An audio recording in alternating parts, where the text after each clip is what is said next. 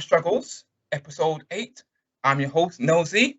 I'd like to welcome my co-hosts, starting with Wingman. How you doing? What's going on, people? What's going on, people? Chef Deli, new merch. You get me? Come on, I got a new merch. Soon come though. Soon land. Just go follow me at Chef Deli. Yeah, man. We're gonna do business. Cool. Looks good. Mm-hmm. And last but not least, Links. How you doing? Yo, I'm not bad. Getting over a cold, as you both know. I'm good. I'm in the building. Innit? Holler That's at me. what I want to see. You get me? Holler at me. Okay. So, for tonight's episode, I'm going to do a slight twist.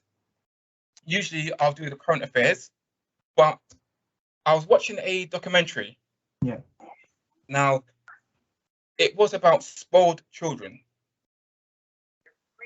And it was based on the Children's Hospital in Liverpool.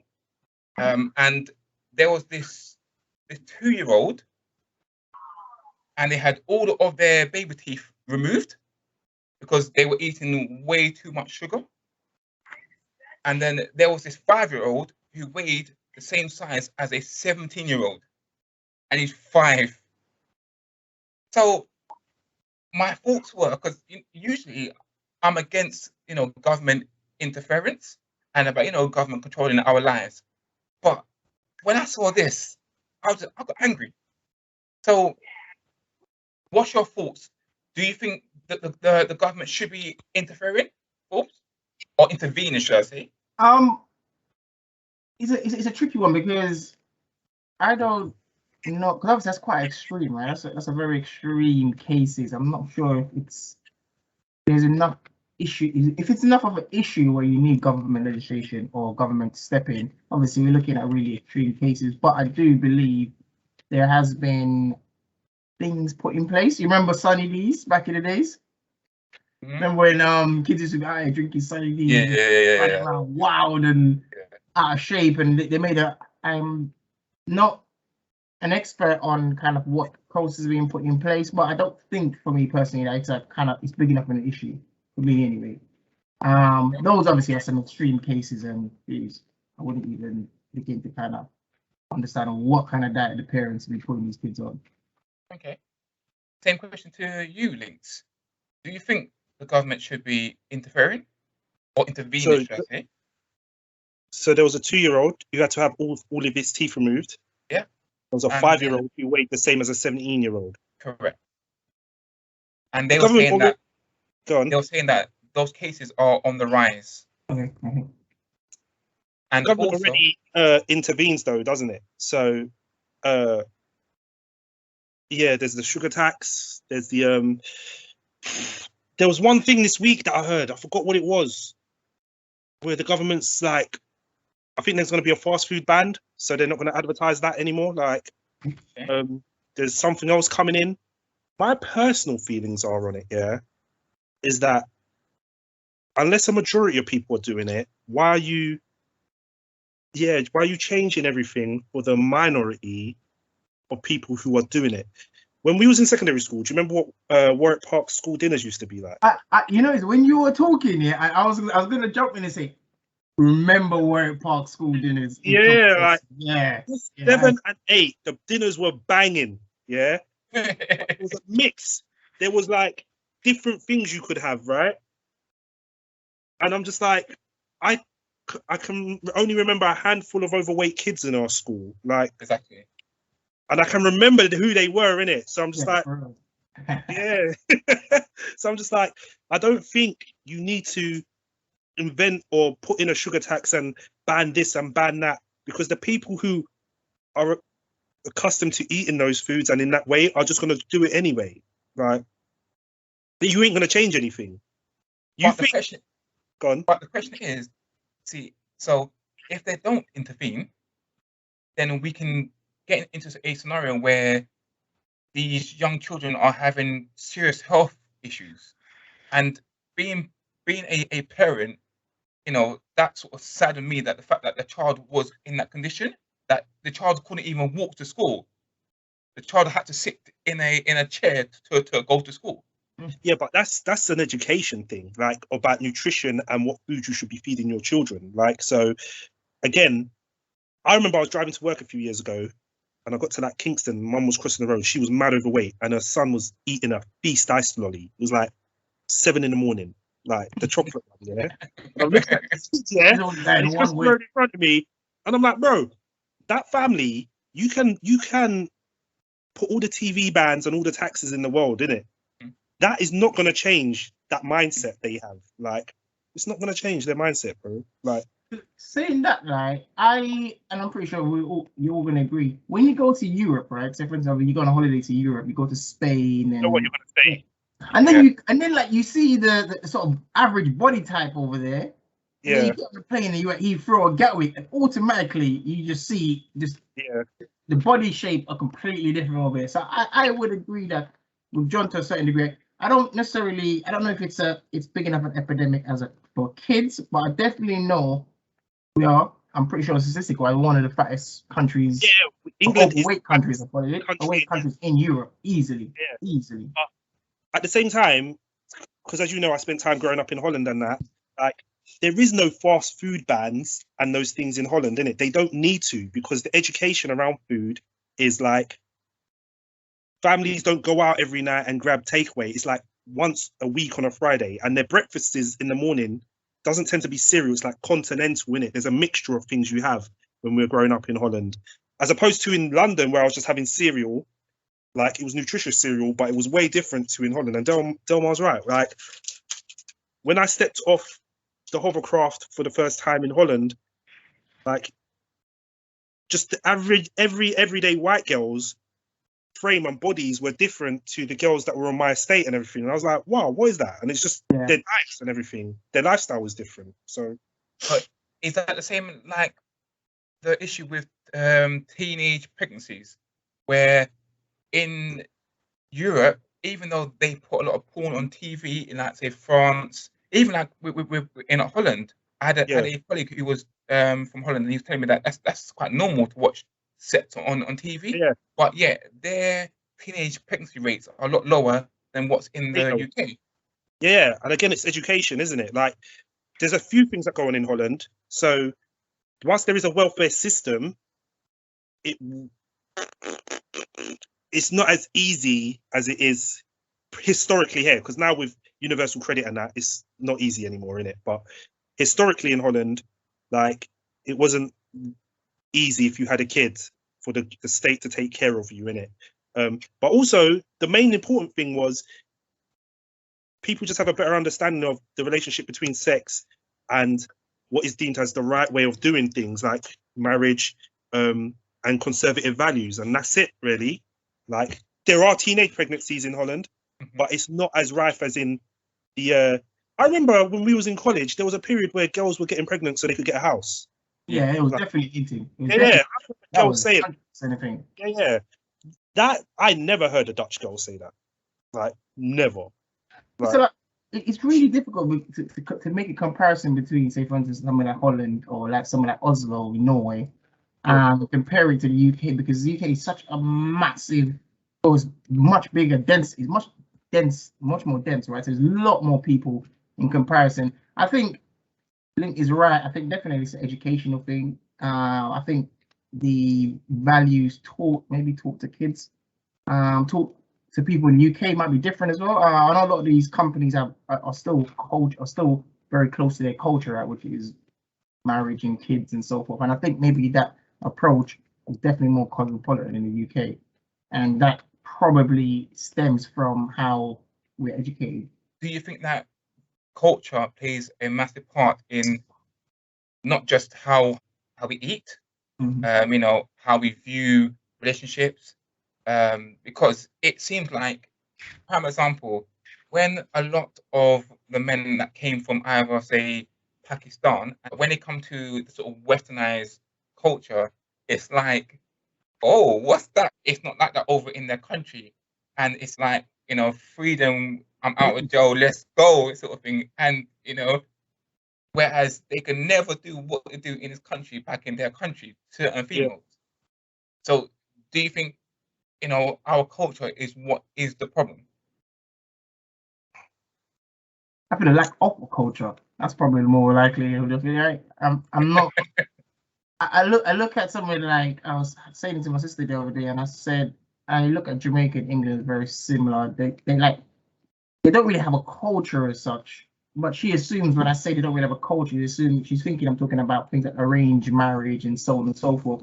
And I'm not really just talking about those things. I'm talking about kind of the whole system, the whole ecosystem, how it's constructed. Yes, we know in certain Asian cultures, certain Muslim cultures, certain African cultures, there's arranged marriages. Yes, there's pros and there's cons to it. I'm not saying I'm pro arranged marriage, but the structure is kind of created to kind of reduce the whole epidemic of what you have in the UK, which is a whole heap of single moms and pregnant young women and stuff like that. I'm not saying that you go to those countries and you don't have single parents, but it's definitely massively reduced. And I think a lot of that has to do with the culture from a young age. It's not something that you can just pick up at 25 once you've been living the life, right? Yeah. Well, I'm going to move on to my second point. So I was watching this program. I won't name what the program's called, but so there was a couple and they were engaged to get married. Now, the female had a best friend who was a male, but the male and the female's partner always bumped heads. Now, in the past, her male friend liked her, but she said that she is not getting rid of her friend for nobody, even her fiance. Okay. So if you was in that situation, Forbes, what would you do? You gotta go to links first. I gotta think about this one still, because there's I don't even know where to begin, because there's obviously you're dealing with trust and also dealing with respect, and where do they rank, right, in that whole situation? Because ultimately, if there's respect, you would respect your feelings. If there's trust, you would trust her to do the right things. And it's a fine line. It's really difficult. I personally, I've never given anyone an ultimatum for nothing. I've never got in a relationship and given anyone an ultimatum. So I personally wouldn't say to her, you either get rid of him as a friend or me, you can't get married. I'm gonna have to trust her and say, you know what? If she's come to me and especially told me the sort of background, I'm going to voice my opinion and say, listen, I'm not comfortable with this whole thing, and I'll give her my feedback on it. If she didn't want to continue being friends with him, that's not really going to have an impact on a relationship until I feel like it's having some form of impact, right? So it was because they will always argue. Okay. So and they'll always hit shots at each other. Yeah, it's mirroring. I forgot about the whole engagement. I forgot that they knew each other prior. And obviously we bumped into them thing there, right? Yeah, that can't run. She'll definitely have to make a choice between me and him, because ultimately now it's purely respect. You know I don't like him. I couldn't care less about what your previous experience and relationship with him. We either go left or we go right. There's no in between, right? But she already said that. It was done, bro. Okay. Same question to Links. I think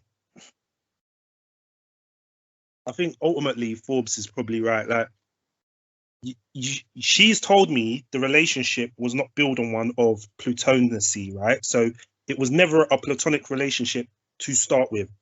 You're only friends because he liked you and he didn't get to smash, or you rejected him, or maybe you did and it didn't work out, innit? But it wasn't a natural friendship to begin with. There was a lusting and a sexual relationship there from the jump. Of course. Hello, right? Yeah. So from him. From him, exactly. So, and you know, guys will do that thing where they'll just wait for the other guy to mess up and then when she's feeling low, they'll just swoop in it. Like, I know pure guys who have got with girls who are way out of their league, you know. You don't stand a chance with that girl, but because you just bought your time and she had a low moment, like I've heard girls say as well, I would have never have slept with you if you just didn't happen to be there when I argued with my ex or whatever. That wasn't by chance. The guy just bided his time, innit? Like, so, and what? I'm meant to think that me and you are not going to go through the relationship and never argue, and you're not going to run back to your best friend and just tell him what we've argued about, and he's not going to be sitting there stroking his beard with his Hugh Hefner freaking film on, like, come lay your shoulder here, like, do you get me? Nah. But at the same time, I would say that I would let her know everything, innit? Like, this is how I feel about it. I don't like it. If I loved her so much, though, that I want her to marry her, then cool. I would try overlook it and leave it.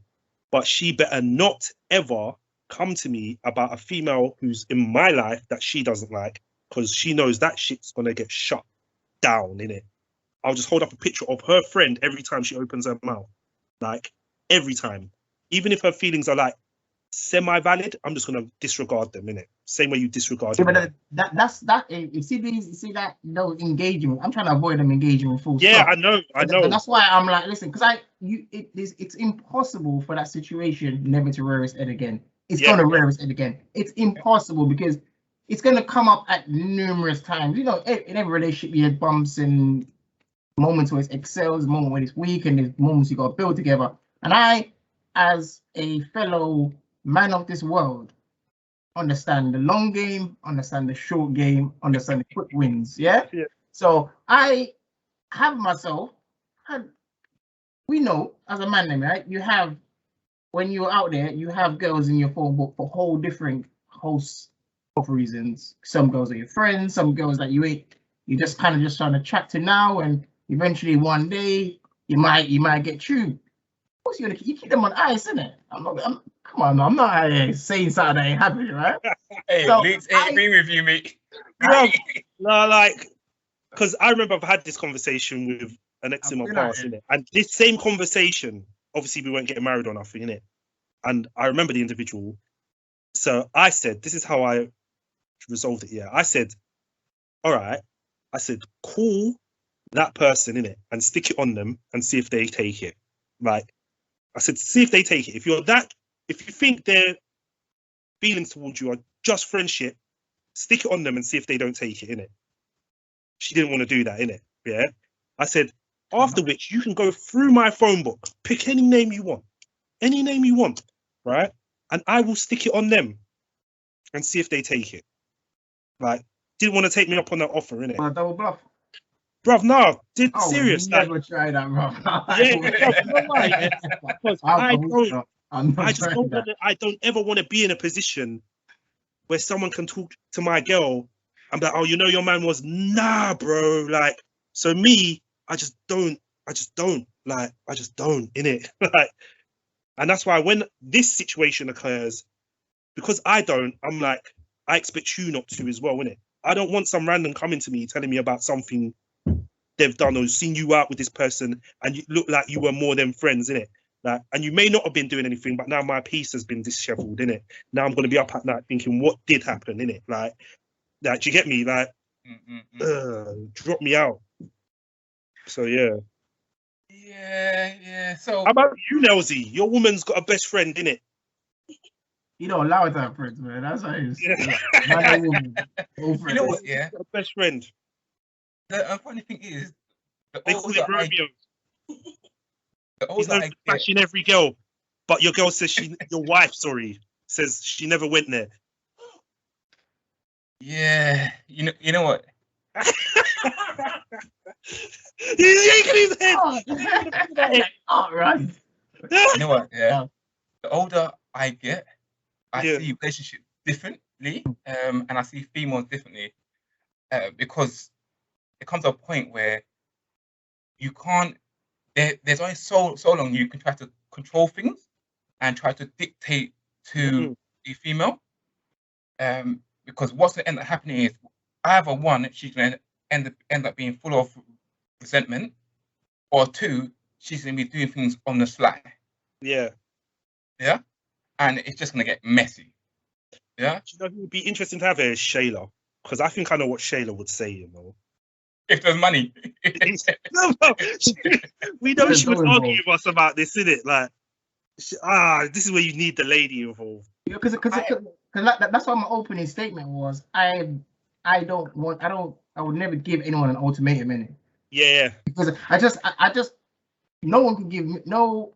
I'm being serious, and whether anyone I'm with in 5 years' time see this interview, no woman can give me an ultimatum. She can't give me an ultimatum, especially because I know I'm not going to be doing anything kind of out of kill. If I'm ever going to get into a relationship with woman, I make sure I clean my slate is clean before I jump in, because I know how these things can be seen. Girls that you used to see before you start a relationship, things happen, they pop up and start texting you, it just looks a little bit suspect. So I try to clean my slate before any time I enter any relationship. And so I don't need anyone to ever give me an ultimatum. So I would never give ultimatum, say you must do this and you must do that. Never, because she can never give me. And I look at stuff like that quite easily. But the only caveat I'll throw in is this. Now, when you're with someone in the beginning, things change over time. So who you met in the beginning won't be the person you end up with, because as you know, people change. Yep. So you might, in my opinion, I've got a certain standard. Yeah. So I'm not just going to accept anything. Yeah. So even though you choose to do what you choose to do, and I can't stop that, but what I can do, I can make it very clear that, you know, this is how I see things. Now, if you choose to do X, Y, Z, there are consequences. Yeah. So it's your choice, because I can't just lie down and make you roll over me. That ain't gonna happen. Nah, no chance. I think that's what me and Forbes are saying, though. Like, you're saying the same thing we're saying. Like, we won't try force you to do what we want. We'll let our feelings know that this situation, I'm not a fan of it. I don't like it. And you can't say that I never voiced my concerns or let you know that I weren't a fan of it. Same way, if I was doing something in this situation and my fiance said to me, I don't like this, as Forbes said, I'm probably going to still do it anyway, because I won't change my mind unless I know what I'm doing to be wrong. And I'm like, nah, she's got a point. I shouldn't be doing this. Like, but if it's just a case of you feel like insecure or whatever it is, I'll talk to you about it and try to put your insecurities to rest. But there's always going to be someone or something that you don't like, or you get a weird feeling, and you're going to try to isolate me off from everyone and everything. It doesn't even have to be me and another girl. It could be, I don't like Forbes. Why'd you talk to him for? Or I don't like Nosy. Why'd you talk to him for? And I'm like, what? These guys I've known for like over half my life. I'm meant to just knock off now when you just walked into my life yesterday. Right. That's the flip side. But I see males and females slightly differently. Yeah? So I know it comes back to this old age of, sexism. Yeah. But it is what it is. And when it comes to, for me, trust, now, yes, we know that, not every male are snakes and slime balls and scumbags, yeah? But we know that majority of them are, yeah? And they may say, we are friends, but I guarantee you, like you said, I guarantee you put it on them, I guarantee you, most of them are going to say, yeah, I take it, I guarantee you. Yeah. And I think that's because males are made up differently. We are made to reproduce. So, we would want to go out and just, put it down wherever we can. Whereas females are not like males. And this is where I think a female can tend to be a friend and not really want to be in a relationship with that person. But I think that a male can just smash someone and not even be attracted to that person, or not even, I like agree. That person. But it's just in most instances, it's going to be, and that's just us coming from men. I know most times it's going to be the man trying to steer the situation into an advantageous position for him, right? Yeah. She's mostly going to come and, we just want to be friends. She's trying to get over that obstacle where guys, some girls deal with obstacle where people say guys and women can't be friends, and he's trying to almost prove everyone wrong that me and you can be friends and stuff like that. And I approach girls in very two clear, distinctive way. I'm either trying to link you, or we're going to be friends. There is never. I don't ever do this. I never understand guys who try to be friends and then try to link it later down the line. It's because I can't. That's not me. I'm very straightforward in this. I always try and go for what I want. And at some point, it might end up in a friend zone. But she would know from day one that if there is a slip or any hesitation, I mean, she don't know my intention from the beginning. Oh man. Oh, God. We're either going to be friends based on how our initial approach is, or at some point, I'm trying to link. And to be honest, there's girls that I have maybe tried to date or see, and you become friends with them. I'm probably still friends with them now. I just, you just never really go through how you make. Because if you speak to a lot of guys and ask them how do you get to know half of these girls, I'm pretty sure the true background history isn't always as clean cut, right? Okay, so last question. So, Links, how do you feel if your partner was going to restaurants and out to eat with her male friends, going to cinemas? How do you feel about that? I wouldn't care, to be honest, if I knew them. Yeah, like yeah, she can do all those things. Because like, explain a little bit further. Links, don't let him trap you. Let him explain a little bit further. He's not giving any context to them. He's just like, oh, you just go into the cinema. That scenario to me, I'm just like, five men just going to the cinema from work. Like, what? Just go. Like, give some more context, John. Because I'll go cinema with like one of my close girlfriends, and my girl now won't be bothered about it. So I think it's how you like. There can be no ambiguity there, innit? If your partner starts to get worried or concerned, then it's not necessarily your fault, but there's probably something you could have done to alleviate those concerns, innit? Introduce the other person to them, invite them round, make them talk to the other person, whatever it is. But you can't just be like, I'm going out with someone, we're going here, or not even, I'm just going out with this person, they don't know where you're going, who that person is, don't know when you're coming back, they don't hear from you through to tomorrow. Like, what, did you stay at their house? What? Like, all these things, you get me? Like, so there's layers to that question. But my girl was like, oh, I'm going out with Sam Smith, we're going to watch a film and then go for a meal. I'm like, all right. Like, if I know who Sam Smith is, yeah.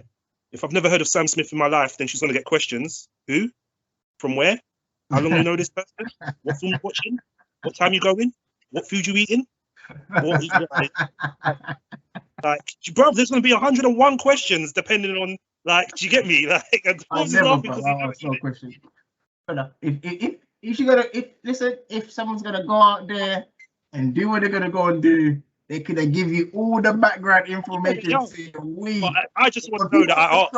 They get their background story right, but I don't. I agree with you, but if my girlfriend said, "Oh, she's going out with from Smith, whatever the guy's name is," and she's never spoken to me about it or mentioning any story before. If she rates me, she'll give me some background context before she just throw that story on me. She'll be like, oh yeah, I used to go to college with him, I've known him on and off. I haven't seen him in a couple of years. He's moved here and there, and then I've just met him in the shopping center and we're going out. Okay, perfect. But she couldn't just throw this, I'm going out with Tom, Dick, and Harry, and she ain't provided no context. I need context there. Either way, I'm gonna let her go do her thing anyway. Okay. Would you be happy if she was sort of texting him late at night, but she refused to share what she's been conversating to him about? I don't care about that, bro. Yeah, I never in my life ever gone through a girl's phone and asked them. If they're talking to anyone on the phone, I've never go, oh, what do you say? I never worry about that, ever. Yeah, like, the only reason I would do that is if I was getting a weird feeling in it, but I haven't done it. Like, yeah. And if I'm getting a weird feeling, then that's a whole different conversation, innit? But I'm not like, what did you say? Because, yeah, bro, I can't be around you 24/7. Like, exactly. Yeah. I can't be around you 24/7. So what kind of men who try to control their partner like that? I'm like, bro, if that's how you think she's moving, just let it go, because you can't be around her 24/7. What, you gonna bring her to work with you? Like, like, bro. Remember I said at the beginning, right? Trust and respect. There's always that balance, right? It's that balance between trusting her and her respecting you, and you trusting her, and the respect and the trust goes both ways. And that's definitely, I think, it's a challenge, right? Those are the two biggest challenges. A lot of that comes from your experience, right? A lot of the battles we have with trust and respect probably comes from some of the previous relationships we've had, and why trust is a big issue in relationship, and respect gets lost in some relationships, hence it falls apart and stuff like that. So those two for me, so critical. Yeah, I suppose it's having that sort of understanding between the two. Yeah. Because everybody sees things differently. Some see having a sexual conversation as not cheating. Some see it as cheating. Some see going out to to dinners without telling your partner. It's not a big deal. So I suppose it all depends on your two's level of understanding, and to ensure that they, like I said, a mutual respect thing, and you're both on the same page, to avoid any dramas. Answer me this. I would believe, right?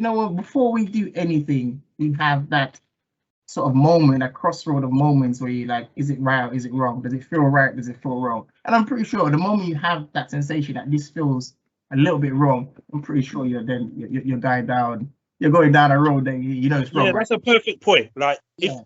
if I'm ever doing something or about to do something, I'm asked to do something, and I get that and I have to ask myself, is this right or wrong? If I have to ask, I'm like, nah, because if my girl was doing this, then it probably means I would have a problem with it, innit? So, nah, that's perfect, Forbes. Like, you're right, because there's times when, something will be done, or someone will say something, or you're like, shit, man. Like, I wish you didn't say that. Like, I like working. I've worked in corporate world, as all of us have, like, for years, and I worked in a lot of offices that can normally. The smallest company I think I worked for was Philips, and it had a couple hundred people. Right, I've worked for big corporations. So you're always in really, really super social events and social areas, and you understand how people say and position things, right? How men say things, how women say things. I am well trained, as I'm pretty sure most of our in body language. A lot of times people don't need to say certain things to me, right? And I kind of know what it is. People invite you certain places. I know if I go certain places, I know 1 + 1 at some point in the night can lead to 2. I've been in enough scenarios to kind of know how they're gonna play out, right? Late night drinks. Oh, let's all go back to my apartment. Come on. And then I got a bottle of Ray. Come on, man. I don't know what I'm gonna say. No, I'm going home. So, do you think that your partners tell you everything? No, they don't. No, I wouldn't want them to. Yeah, I probably agree. Yeah, but I don't think they do. I don't think you even need to. I don't. Yeah, again, they don't have to. Why do you want to know everything? No, it's not a case of wanting to know everything. Because now this is where it boils down to the whole trust, isn't it? And how they see things compared to how you see things. So the same way how I said about how one of her male friends may say a slick comment, but that comment is to try to get a reaction, to see try to gauge you. How some males are quite slimy. Yeah. So they say to try and gauge the situation, isn't it? Like you do things like, like the guy you do them schoolboy ones. You'd be like, you should go to that Winter Wonderland with your boyfriend, but realistically, you're trying to gauge whether she got a man. You get me? Them fishing ones are so easy. And as soon as you're like, no, I ain't got a man, just me and my friend, whatever. Julia went there, whatever. You get what I'm saying? Exactly. So this is where I say that there are lots of women who are kind of naive to how men move, and and especially under the guise of friends. I think men, as Forbes said, are very open. Like, girl, but and they try to holler at them. She will say, I've got a man, which I think is a weak response to any guy approaching you, innit? But all right, we can be friends. Why after that did you carry on talking to him? Because he's already laid the groundwork for what he wants the relationship to be going forward. So, like, and because you said you got a man, all he has to do is wait till you don't have a man no more. Like, if you're not interested, it should be just, I'm not interested, regardless of if you have a man or not, innit? Because that whole I got a man suggests I would talk to you if I didn't have a man. So yes, but basically, you just giving me like the only terms and conditions to why exactly. we couldn't go any further, which is okay. You ain't Yeah. got wait till you ain't got So a man. the man would just be like, cool, I'm going to be your friend for now because you got a man, and there's 30,000 chicks anyway I want to smash for now, innit? And then when your man messes up, which he will do because all couples argue, you want to Yeah. swoop in and take the points. Like, do you get me? Like, because for now you've got a man. I understand that. Like, it's just So- weird. So I know we obviously deviated a little bit off the initial question, but the funny thing is, watching a documentary the other day, I think it was on YouTube, and they talked about they were trying to psychoanalyze how rejection for a man or for an average man is nothing. An average man has been rejected. By the time you get to 35, if you're an average outgoing guy, you'd have been rejected a gazillion times. Yeah. So as men, we handle rejection completely different to a woman. So like if the roles were reversed and a woman came to me and said, "Oh, I like you," and did it, I'm like, "Okay, I got a girl." She most likely me and her would never be friends again if she came at me with that context, because she'd probably be so embarrassed about being rejected and so on and so forth. Yeah. As a man, okay, you got a man. I've heard this physical saying 1,000 times. So it's you're immune to it. Yeah. Like, how many times have a girl said I got a man? Really? Like, it's the I number can't one see line. the difference. You could go through Croydon High Street and ask every girl from the East End to the West End of Croydon High Street, and they're all going to say, without doubt, I've got a man. That's the first thing they're going to say to you. Whether they've got a man or not, like, that's just going to be their first response. You know? Like, so, yeah. But I think when you have a pretty girl, Mm. you know for a fact that most people are going to be trying to move to her. Yeah. So the fact that that's the type of person you've chose to be with, you have to kind of expect that Yes. if you find her attractive, there's going to be loads of other men who also are going to find her attractive. So which means then you have to be secure enough to, men are going to approach your partner. It's like my wife. Men are going to approach her, even though they know because they see they don't care about a ring on her finger. They don't care about that. Yeah. They don't care. They don't even You care can that have she's enough with ring children. Thanos on your hands. I don't care. You can have the actual glove there of Thanos with all the rings on it, Infinity Stones on it. Man, don't care. Exactly. I'm Captain America. I'm trying to form your ring. It's true. And so, you have to be very secure, and you just got to think, what, it is going to happen. They're going to be trying to follow her, whether she's going to sit in a car, do nothing, whether or not she's just, dressed anyhow, they're still going to follow her. So, whereas if you're with an unattractive girl, men will still try it, but not to the degrees as if you're with someone That's who's... definitely a perspective thing, though, about unattractive and attractive women. Because I would say, generally, fair enough, we all like different things in women. We have different likes and dislikes. But I think generally, all three of us saw a particular woman of a certain level, we can pretty much agree she's attractive or not attractive, right? But there's a lot of guys that, a lot of women, and a lot of guys don't have that vision. They see their 4s and think they're 8s, and it's definitely a perspective, man. And it's really techie, that one there. It is okay, but that's like me saying Hailey Berry, yeah. Yeah, but which man? Yeah, so universally, all man's gonna think she's good looking. Yeah, but okay, no, that's a good example because I think Halle Berry's like a 6'7". Okay. When Halle Berry now or Halle Berry in, for instance, Boomerang? Always. I've always thought she was a 6'7", just above average.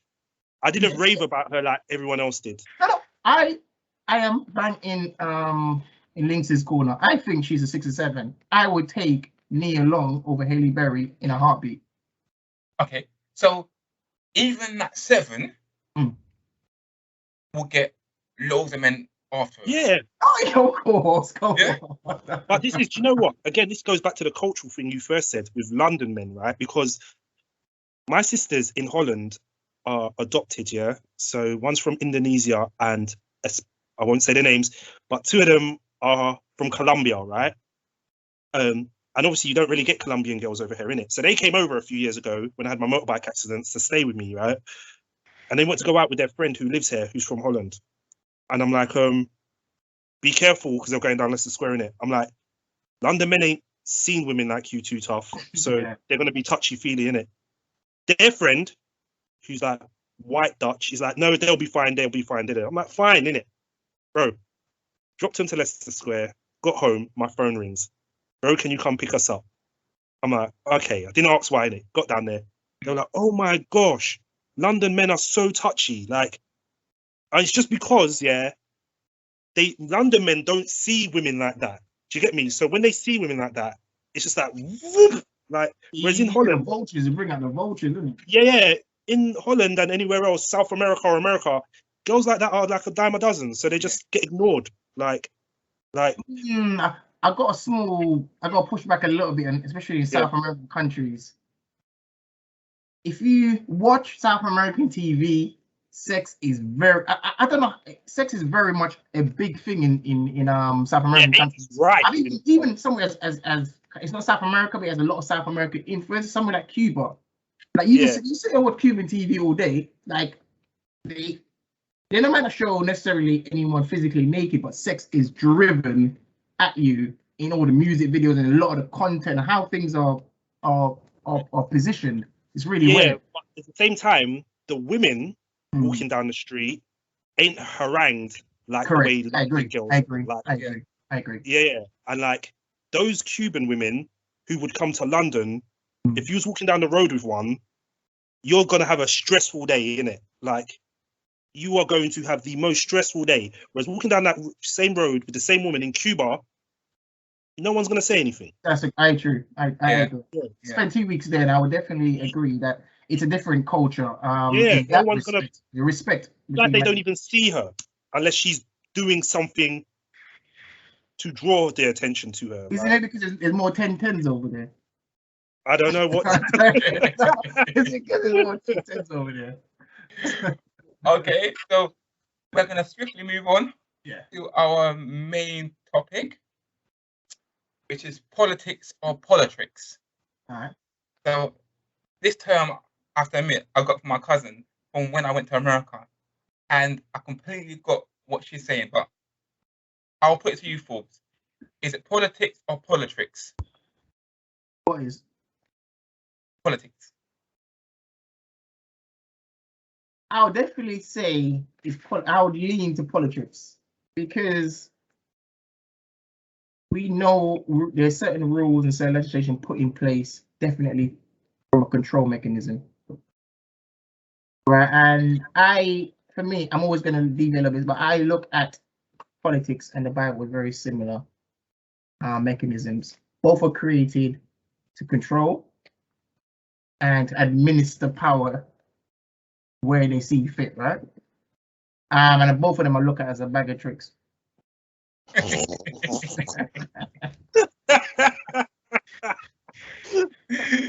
Okay, same question to Links. Is it politics or politricks? Oh, bro. I don't know, man. The older I get, the less I feel I know. Like, there's certain things to me that could be so easily solved, and processes, as Forbes said, things in place just seem to hinder people. I'm like, why is that there? Like, I don't know. I honestly don't know. I think about this probably every day. Like, the way we have to go about things, the way things have to be done. For example, this whole ULEZ thing we got kicking in London from October. What's that? The ULEZ, you know, like if your car's more polluting diesel car, you're going to be charged a certain amount. Like, is that that's not like a bigger version of like the zero emission?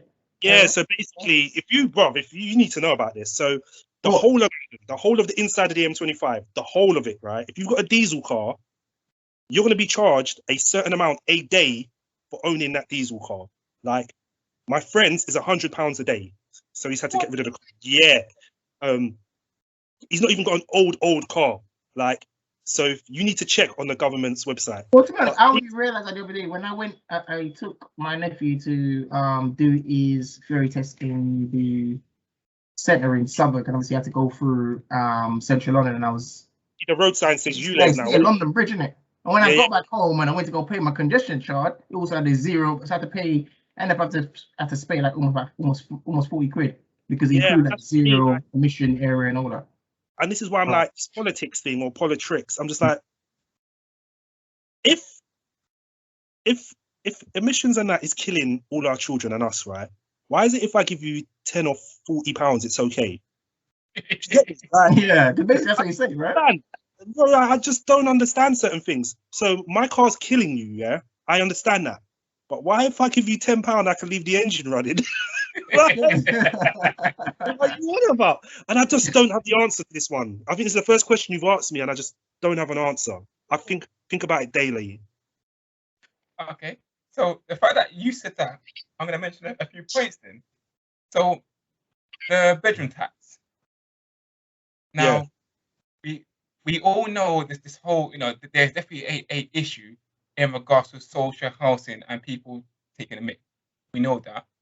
And we know that when it was during around the recession times when they started to bring out this whole bedroom tax thing. So the fact that people are struggling in the first place, and now you throw this on top of them, how is that meant to help? Well, to be honest, the bedroom tax is ultimately just an amalgamation of the window tax, right? So, previously before, that was wanting to raise it. It also had a window tax as well. That's why if you go past a lot of old house, I don't know whether it's Edwardian houses or something, you would see a certain compartment of some of the houses still where you have the window frame, but it's been bricked up, and it was the same taxation thing that was brought in to kind of help reduce people having too big of a house. So that's what the whole point of the bedroom tax was, right? You have loads of people still in council properties that were previously family houses, like 3-bedroom plus, but yet the kids have all grown up, they've all moved out, but yet they're still holding the 3-bedroom houses, right? So, and obviously there's an influx of immigrants and so forth. So I understand the concepts of, for me, politics is always, I like the concept of majority of it. How it's implemented in the reality is completely different, right? That's the issue. So the same thing like the sugar tax. Mm-hmm. So like Lynx just said, how is it by me paying more tax? How is that going to solve the issue? Bro, it's the same with the bedroom tax.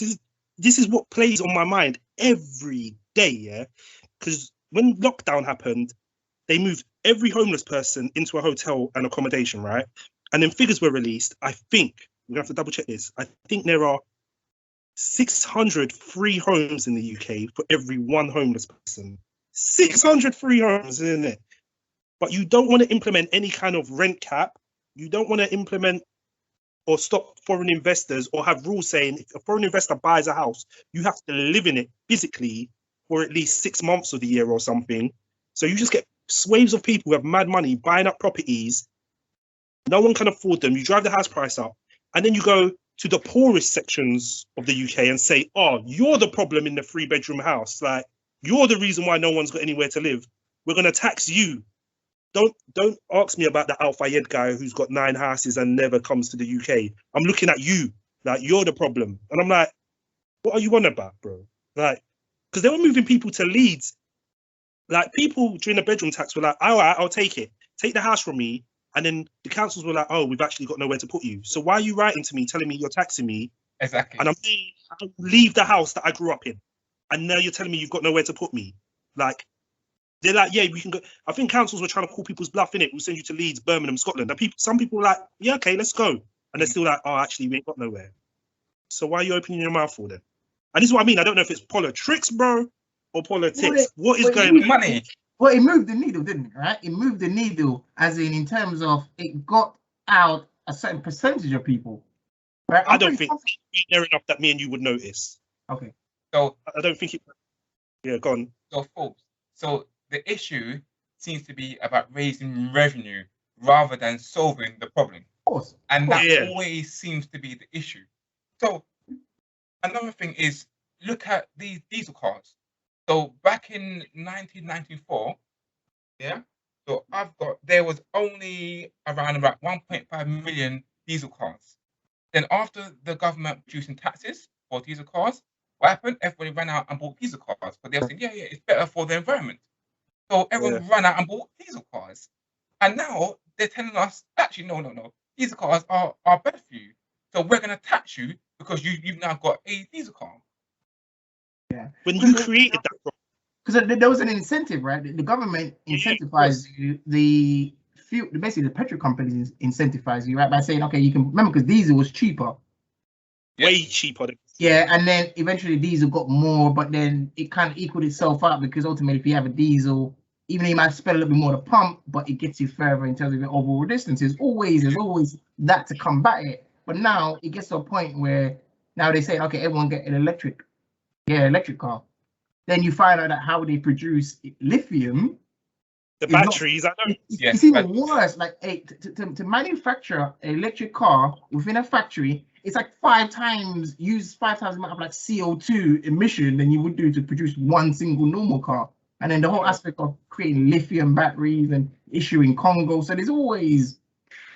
Do you know what like really grinds my gears? I was saying this to my girl the other day, yeah, is I always seem to have someone who's from a different social background to me, who's driving an electric car, right? Eating avocado on toast, telling me how to live my life. And it kind of rubs me the wrong way. Like, oh, do you know you should get an electric car because it's good for the environment? Bro, the electrical variant of the car I'm driving is like an extra 10 grand. And I did look into it. And for me to reap the benefits of that is going to take a decade. I won't have this car for a decade, innit? Like, on top of that, I've got to get an electric EV charging point put outside my house. How much do you think that's going to cost? Like, I see a guy running an extension cable, yeah, from my brethren's in Wembley, hanging it from a plug out the window, down the balcony, and charging his Beamer electric. He's a nut. Yeah, bro. He's a man. Because it's a fire. Because he's got a way of charging it, innit? Like, idiot. And these are the things people say. Like, you know, when you hear people say, oh, you know, if you didn't have chicken and chips, you could afford to eat healthy. Bro, you clearly don't know how much chicken and chips cost. Yeah, like, in comparison to eating healthy, right? Compared to eating healthy. Like, bro, come with me, innit? We go to Lions in Peckham and I'll buy you a chicken and chips. Like, you don't need anything more than £1. Like, chicken and chips. You want a drink? Give me another 20p, innit? Like, let me see if that £1.20 I can even buy lettuce. Like, do you get me? Like I hate these things. And a little handful of tomato. Yeah, that's it, bro. And you have to take the one tomato and weigh it, innit? And then you realise, oh, one tomato weighs, that's 15p. Salad tomatoes are the little ones. Wild, Elsie. Like, but again, we're not saying anything that the powers that be don't know. They're fully aware of these things, you know.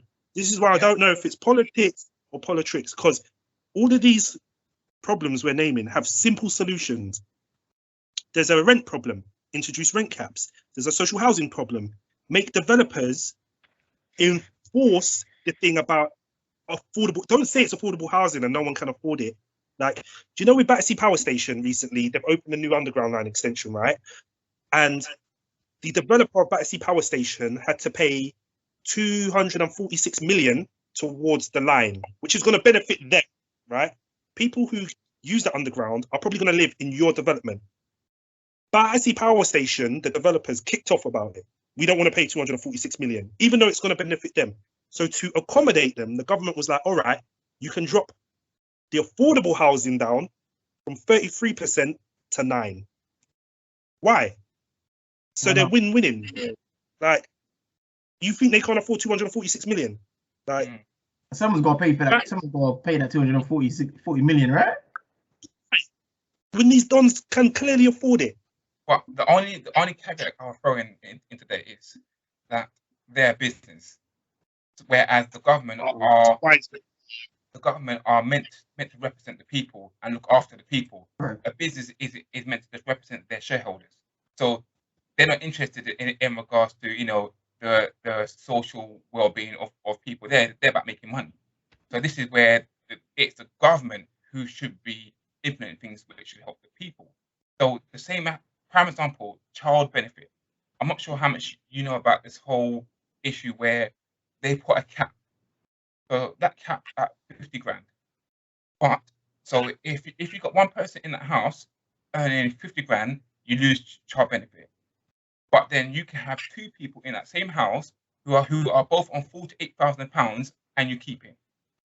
Now, now you told me, so for all those single parents who are earning above that threshold, and their next door neighbor who combined earn more than them, and the single parent struggling, how is that fair? Okay, so what you're saying is, as a couple, you can earn over the 50 grand threshold, but as an individual, you can't earn over the 50 grand threshold. That don't make any. That's crazy. But, exactly. And that's because conservatively, they know that the nuclear family setup, 2.3 children, the man and woman, if they implemented that, it would affect them, wouldn't it? Because Boris ain't a single parent. These Conservatives ain't a single parent. So they're like, how can we do this, implement this without affecting us, but still implement it? And the only way is to, as Nelsie said, which is why I'm like, is it politics or Politricks? Because you clearly know what you're doing. You went to better schools than I did, and I can see through what you're doing. Like, people smarter than me have told you, and I can still see through what you're doing. You're not even trying to be subtle about it. The whole business thing winds me up as well, because to think you have to grow every year and that there's no glass ceiling, nothing on this planet does that. Everything reaches a plateau. So for the developers, again, to go back to Battersea Power Station, to think, oh, we're going to look after our shareholders. Bro, pay the 246 million because the tube line has been put there for your development. There is no, we all know that stretch of Battersea, right, by the dog's home. There was no houses there before other than the council estate across the road, innit? We had Queenstown Battersea Power train station and the other Battersea Power Station, Overline train station. This underground station, which cost billions, has been put there for this Battersea Power Station, innit? And no one I live is going to be living there. No one I know, innit? Like, that is mad money to live there. We all know how much that's going to be to live there, innit? Of course. Like, But, so for you to turn around and say you don't want to pay that when it's for you, that's mad. That is mad. Yeah, but they know they in theory probably haven't been given an ultimatum, because I'm pretty sure they know that line's gonna go up one way or the other, right? It's a matter of just softening whether they have to pay a certain proportion of it. Yeah, like, I agree with you. As a business, my first pushback is I ain't paying it. Yeah, okay. I agree. I think the way business is worked though has changed, because a lot of these suburban areas, the underground built the underground there when there was nothing there, knowing that when the development will be built there eventually, like Uxbridge and that, they will get the money from it. Like, there was a lot of forward thinking there, right? And now businesses are just like, nah, we ain't gonna do it. Like, we know, I think it might be a British government thing. We know the British government is just gonna make their people pay for it, because France wouldn't stand for that, you know. French's government would be like, cool, we're not building the underground. Like, you can build the development, but there's going to be no underground there, innit? Yeah, but they got their own struggles with France, all right? Yeah. They're right, immigration and like radicals, and they got their own set. You speak to French people, I guarantee you, they give you a whole list of issues gathered over there, right? Yeah. I will mention another thing which the government has done. So, you know, during this whole COVID stuff, where you had lots of people who were struggling financially. Yeah? Yeah. So then now they went and gave out grants to lots of people who are self-employed. So, and what they said was that they won't put any markers on your credit file to say that obviously you've taken this this grant, because obviously once lenders see that, they're going to obviously be concerned that you can't afford to take any credit. So lots of people flooded in. They all took this grant, and you know what's happening next, right? So they're all now trying to get mortgages, and all the mortgage companies are saying, "No, we ain't taking you." Why? Because they took this grant. It's a complete scam. Yeah, that is scandal. Do you know anything? I had a feeling that was so when the government introduced this have a break from paying thing. Yeah, I didn't really need it. I just started a new job and I didn't know, because on the day I started my new job, we went into lockdown, and I'm like, whoa, because my new job could have been like, nah, bro, contract done, force majeure. And then I see this payment break thing in it, and I'm like, nah, because next year I'm looking to buy a house in it. And Nelsie, no lie, I'm like, the government said they're not going to put this on your credit film, but I don't trust them, you know, because I know if I take a payment break, yeah, and I walk into the bank next year, they'll be like, oh, you took a payment break like last year. What was that about? What, Mr. Bank Manager, you didn't watch the news and see COVID now? Like, they don't want to hear it, innit? They want to see, no matter what happens, yeah, you could have managed, innit? And now you've just confirmed it to me. I'm so happy I didn't take that payment. I ain't gonna lie. If I started my business when this thing kick off, I might have applied for the thing as well. I ain't gonna lie. Yeah, So that's what I'm saying. I'm glad I didn't apply for it. If I'm gonna be honest. Yeah. Yeah. I was just thinking, this is what I was thinking. I'll apply for it, payment break, and I can just save more money in that time, innit? I was gonna use it as a bank. But something told me, nah, man, because these guys are sly, you know. These are the guys that rock up to Africa and be like, yeah, just get on the boat. Like, it's going to be a fantastic life, innit? Like, Yeah. And I'm like, Yeah. nah. Yeah. So rather than putting it as, you know, like a default or missed payment on your file, they have still marked it there as to say that obviously you've taken this option. They are crafty, I'm telling you. So now the lender has to now go in and expand that to see what you did in it. And a lot of them won't. They'll just see a mark and be like, nah, because they don't like that, especially when you're going for a mortgage. Yeah. Nah, bro, I'm so happy to do it. You see these people are crooked, you know. Anything free, innit? Anything free. You got always know when money's that easily available. Because then they also do the same thing in America as well. I think something similar in America. Yeah, they did. It's giving all the people money, and now it's coming. Now when they sort of reverse engineer it, it doesn't look. It's not as clear cut as it should be. Okay, so I'm gonna move on to another point. Now we all know about the budget, yes, and about our UK PLC, yeah. So now, from records began, we've only had a surplus in the budget a few times, yeah. Now, throughout most of the years, we've been in a deficit. Now, in our current financial year, 2021-22, they're expecting receipts of 819 billion. How? 819 billion, yes? That's the receipts they're expecting. Now, check this. Now, they expect to spend over 1.1 trillion, yeah? So the question you have to ask yourself is this: how on earth can you bring in 900 billion and still make a loss? If this was any normal company, they've been done. Everybody would get sacked. Yeah, everyone gets sacked. You get sacked straight. You can't match your operating costs. You'll have to close the business down. Exactly, and this has been happening. Forget COVID, because COVID is some new thing. Even prior to COVID, there was always a budget deficit. And what they're doing is, you know how they buy debt, sell debt, and they keep piling on in debt. And obviously, when you got debt, you got to pay interest. Yeah. So, who did owe the money? Who did owe the money to? This is what I'm gonna get into now. Yeah. So, from a income point of view, what do you think brings in the most receipts? I actually do know this. What industry? Yeah. So, just in regards to tax receipts, what do you think brings in the most receipts? I'm pretty sure I used to know this. It's like So let me give you a few options, and yes.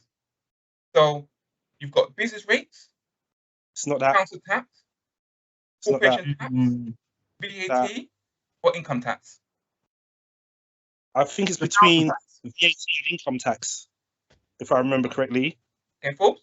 Council tax. Okay, no, it is income tax. Yeah.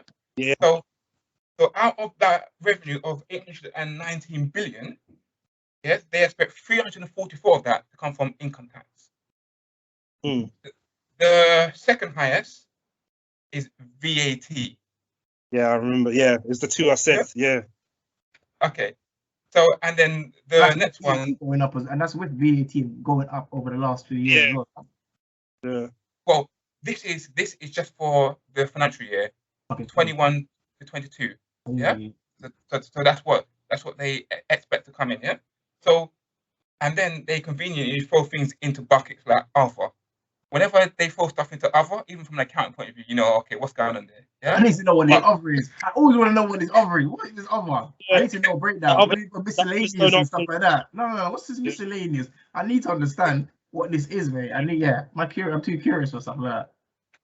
Exactly. Yeah. So they throw that into other, and that other is the fourth biggest bucket. Yeah.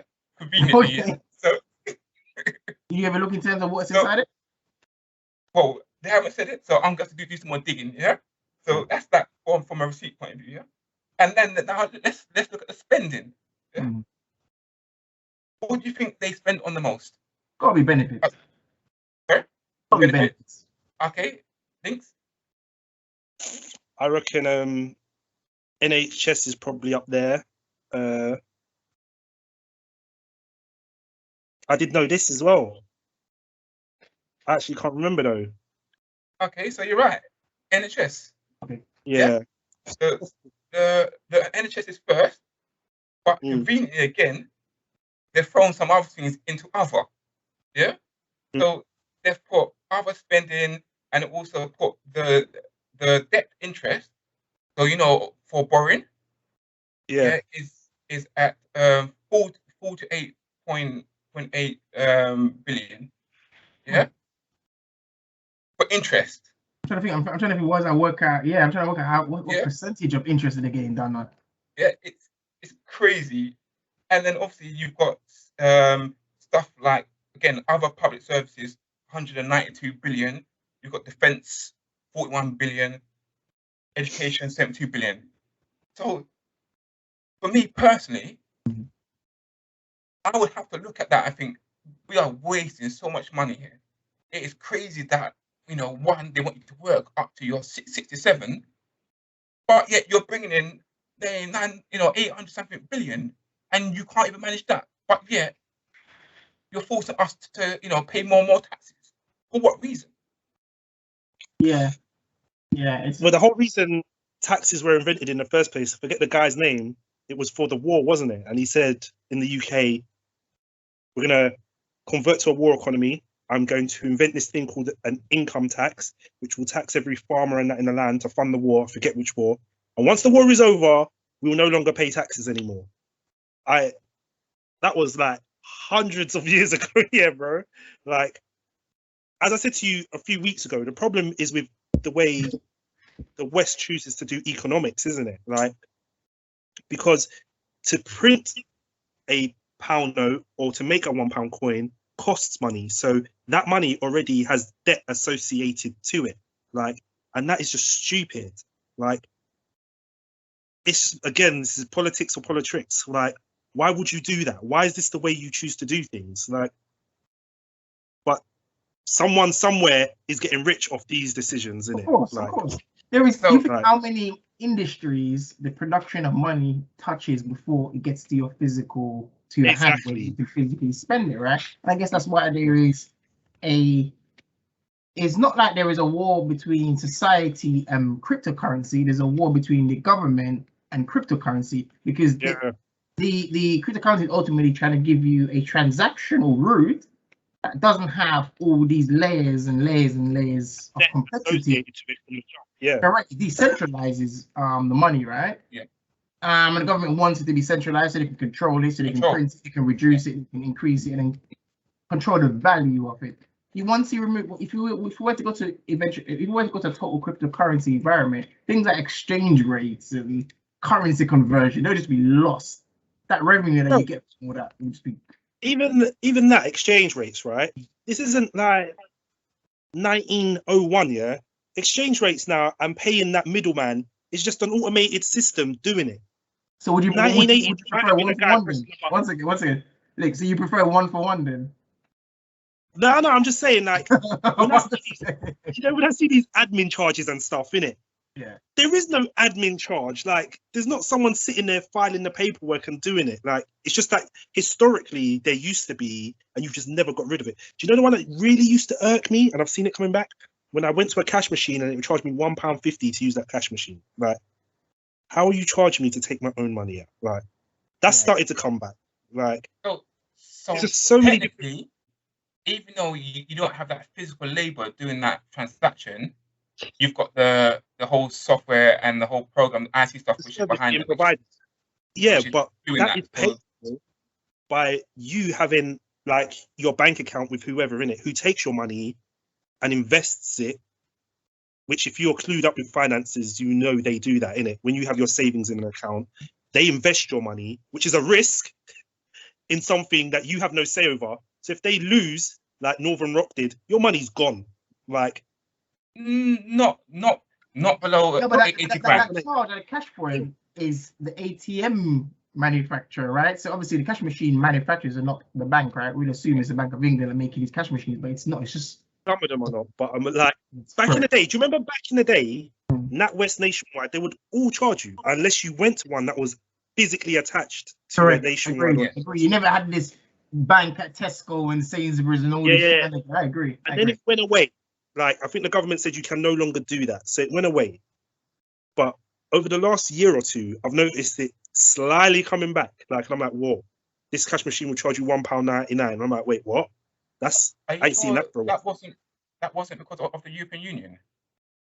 No, bro. Because this was. I agree with Links. The cash point at the petrol station, right on the corner for me, right down today, you go there, charge you £1.99.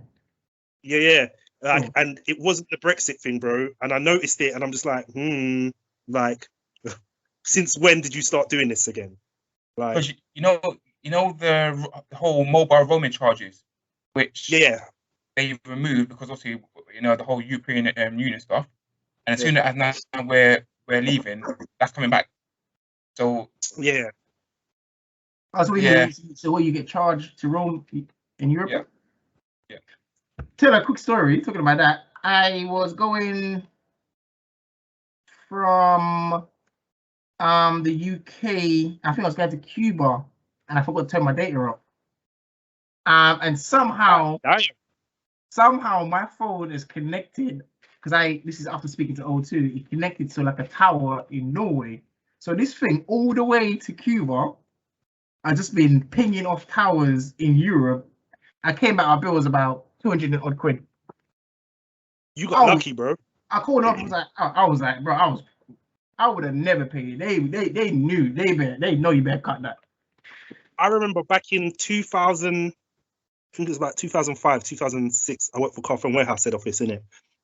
And this guy's bill was in the thousands. No lie, it was like a nice car, probably like 20 grand, yeah. And I'm like, why is this bill so high? And his complaint was his phone got stolen, innit? And then after investigations, his phone didn't get stolen. He's letting his kid watch EastEnders. This is back in the day before Wi-Fi, yeah? I used to pay for data. Yeah, his phone. Yeah. And the data charge, bro, was just wild, innit? What's that? £3 a minute. Some crazy charges like that. Data charge. She was watching EastEnders every day, innit? When there was no Wi-Fi. Remember, 2005, there was no Wi-Fi, innit? The data I was like, oh, bro, you're going to have to pay that. Like, 15 grand on a phone bill or whatever it was. Yeah. So, based off what I just explained in regards to the whole budget spends and costs, so do you think that people should be free to, because also on the defense we spent about 40-something billion. Now, do you think people should be allowed to roam freely to whatever country they choose to in this day and age? As in, why not? As in, you're saying, as in the whole world should be open border. Yes, because we currently trade globally. We travel everywhere. But why is it that people are restricted from where they can and can't go? Yes, I agree with that to a certain extent, but I'm trying to think, how would you control who comes in and who comes out, right? There has to be some sort of control mechanism. I don't believe in just having an open, necessarily just free for all. You're basically asking for a free for all system where anyone can go, like half of the world can decide I'm going to immigrate to America and we will just go there. Is that what you're saying? Like Schengen, So, like what?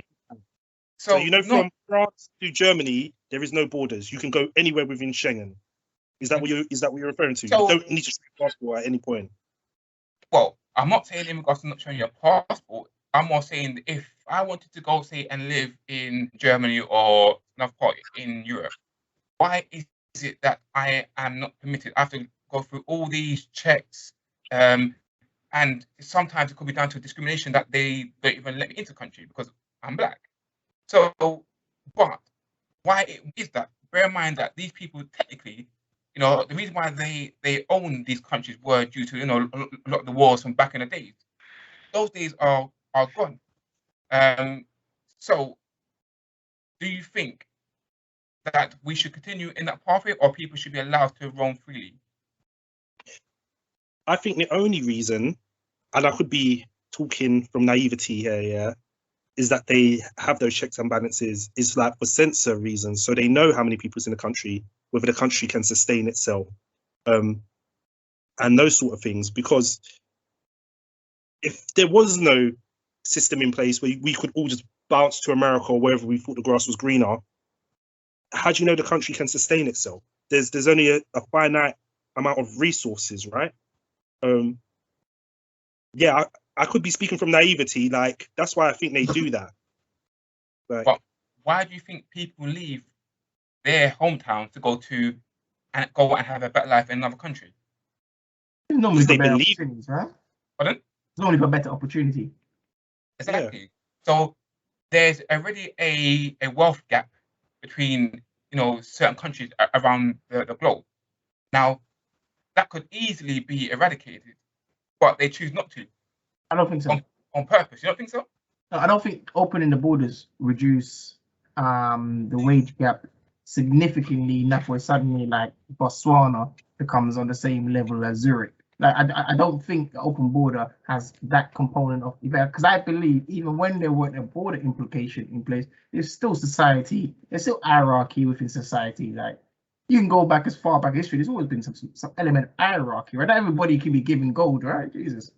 No, I agree in regards to there always been a hierarchy, but I'm trying to get to the point of, is it correct? Should we be controlled the way we are controlled? So hence why you've got the poor countries and you've got the rich countries, and then the rich countries tend to abuse their power and use the poor countries and do what they want. Whereas if everything was on an even kill, people wouldn't need to be leaving their country to go and have a better life in another country, would they? Yeah, I think for me, it's never as straightforward as that because not everybody, not everybody can manage power and responsibility, right? If you were to give everybody free will, which is basically what you're saying, the freedom of will to transport and live everything, I have to take in consideration what Lynch is saying. In terms of resources and technically be able to manage 5 million people just suddenly turning up on the shores of Brighton or wherever it is, turn up in York or wherever the shores are in the UK, you suddenly have a massive influx of people like that. I think it creates more issues than it creates a solution. I think there has to be some sort of control mechanism in place. I agree, but my point was, if the wealth was evenly spread out, those people wouldn't be leaving to come to this country, would they? But isn't migration the whole part of human, kind of a basic human kind of agenda? Migrating is always what we've been known to do, right? No, but why are they migrating? That's the point. Migration historically was like religious, wasn't it? Or to flee like persecution or war historically, for those three reasons. Yeah, and it's also wasn't because, well, I guess you could, yeah, life in that country was better because of war, famine, or whatever. I think, however, I could be wrong. Once it was over, people tend to migrate back, if I remember correctly.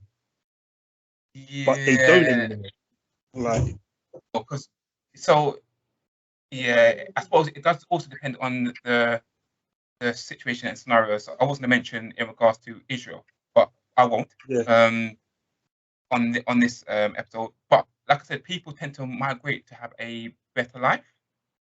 So yeah. And if you look at it from a rich and poor, now a lot of these countries will remain poor, and a lot of the countries which are rich will always remain rich. Why? Because obviously that gap is so wide. So hence why, if I'm rich, I've got the power, haven't I? So Yeah. if I've got the power, why would I want to hand it over to you?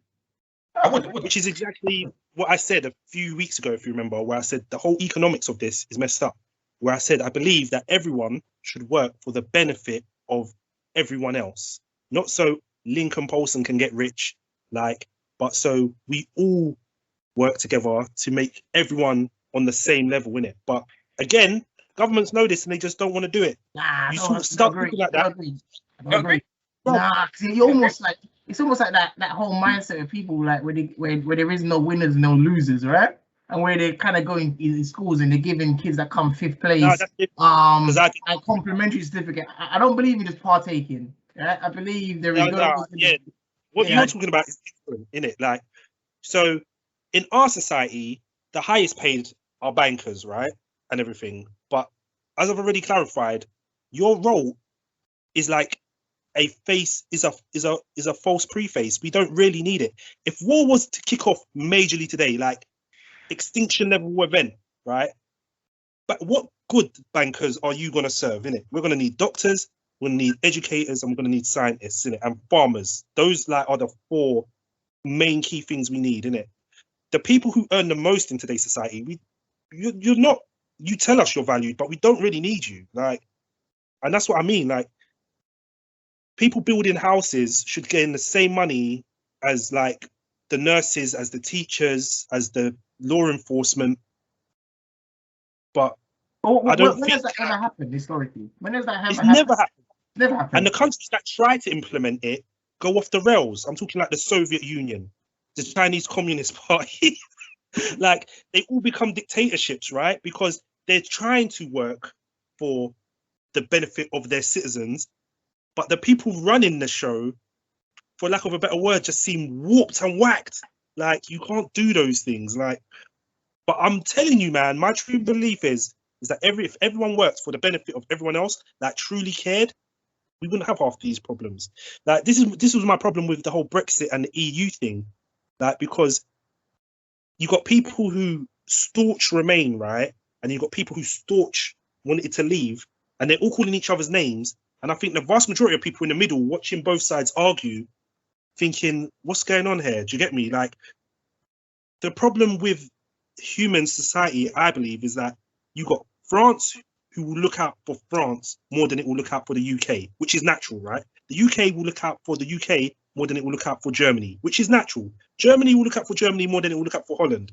None of these countries are going to put Holland's or France's before its own. Do you get me? No. And that's human nature. But to pretend like it's all kumbaya and we're going to do that is BS. We're not. So stop lying. And the moment all sides recognize that. When you say that, because I'm not when I was in school, I wasn't massively into history in general. But as I got older, and maybe I just developed certain things, my ability to kind of retain a bit of knowledge a little bit as I got older. But if you look out, if you take away certain treaties and certain alliances, centuries ago, these countries were beefing. Exactly. They only come together to coexist in the environment because it makes monetary sense, right? If you went back 10, 20 centuries ago, man, what's flying up, man, jumping on a boat over to France and look to slap off somebody's head. There ain't no, I ain't trying to take you by negotiation. I'm trying to take you by force. Carefully, they still beef today. So UK, Australia, and America have set up this alliance, right, where we're going to share nuclear information. Have you seen that this week? No. No. So to deal with the growing threat in China, right, the UK, America, and Australia have agreed to combine our military forces, right? China's now upset about that, isn't it? Oh, this is a sign of aggression. No, they've just combined their military might. They're not saying they're going to attack you. It's just so if you decide to get any bright ideas, there's now a military force that can check you, innit? France now has gone to the EU because this means America had a contract in place with France to build their military. But now America's we don't need you anymore, France, because now we're working with Britain. We're just going to get Britain to do it. So France has run to the EU saying, Britain has done whatever to us. And the EU's this is a you problem. This isn't us problem. But what happened to this whole EU thing? Do you get me? So you made that good point. Divide and conquer. Yes. Mm. 2 is now there's this thing where everyone is against everybody else. But when you look at the bigger picture, even from NATO or from the World Bank or the IMF, who are funding these institutions, they're not institutions run by themselves. They are funded. And a lot of these countries that we're talking about are part of these organizations. I think that they sort of go off our ignorance because most people don't read. Most people don't do any digging or research to find out, why am I voting? So even if I ask you links, as I said, you got 1 minute to convince me why I should vote. Now, most people would just regurgitate what the government put out there, but not really look into what they are really saying and whether or not it makes any sense. And unfortunately, this has been happening for God knows when. Yeah. So this is the thing where, if you ask how many people about the budget, how much they even know about the budget, how much they know in regards to what they're spending it on, and why are we having to work towards 67 when they could easily cut a lot of these things and people can retire at 55? Yeah. You see, but they ain't gonna do that. So I'm gonna be safe advocate because you went back centuries ago. You dropped down dead in your workplace. They had like a age restriction. At least they put some sort of restriction. Centuries ago, Rob, you dropped down dead on the building site there, they crank you up, dash you in the van, and somebody else come jumping. At least they put some sort of age restriction in place, right? Okay, so this is the thing. Yeah.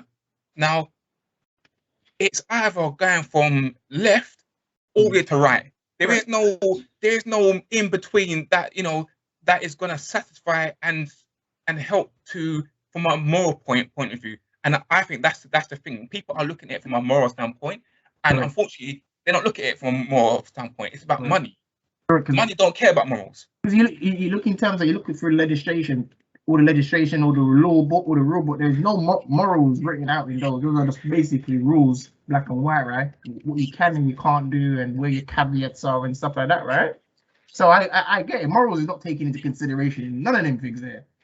Exactly. They don't care. Say the 10 Commandments. This is what happens in the House of Parliament. Exactly. And those who make the laws tend to be the first ones who break it. Of course. You see? So it's nothing to do with morals, is it? It's how they can hope to control the whole system. So on that note, I'm gonna thank you both for attending. Yes. It's been great as usual. Of course. Wingman, do you want to give out your social? Yeah. Hit me up. Only one place you can get me at. Not even the FBI knows, but I'm gonna put you on a little thing. Check me out, chef.deli, Instagram, and spread the word. Cool. Links? Can you give out your socials? Just the usual iamlinks.com or the Links Effect for the Insta. That's it. See what that? Great. Well, thank you both for joining, and hopefully I'll see you on episode 9.